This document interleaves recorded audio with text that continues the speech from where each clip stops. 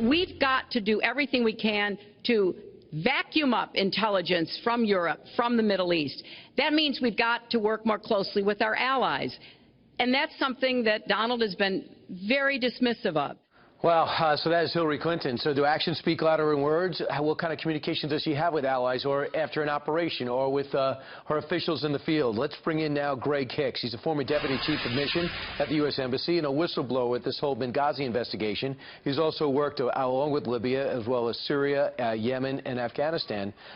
Greg, first off, when you heard Hillary Clinton talk about a willingness to work and coordinate, what are your thoughts? Well, you know, I wrote a lot of talking points when I was a diplomat at the State Department, and my favorite was always actions speak louder than words. And when it comes to Mrs. Clinton's record on Benghazi, on Libya, on Syria, on Iraq, on the Russia reset, I have not a lot of confidence there.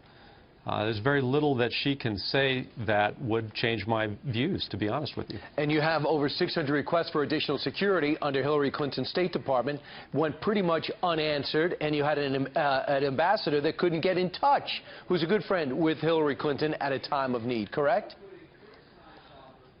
He was in dire straits in Benghazi, and of course, he was relying on us to do that, and we called back, and sadly the response didn't get there in time. So it's been a tragedy. So when you say actions speak louder than words, and you have to be willing to coordinate and travel, all we heard about is Hillary Clinton, the miles she traveled, and the places she'd been to. Does that matter, how many miles you travel? I don't think so. The mileage is the input, it's not the output.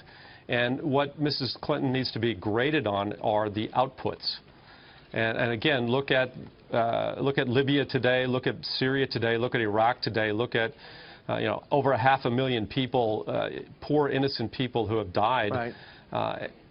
So those are the results. So, Greg, what I'm getting from you with all your years of experience in the State Department is we are desperate for a change of perception and reality on the world stage, and what you saw on that stage was more of the same policies, and it concerns you.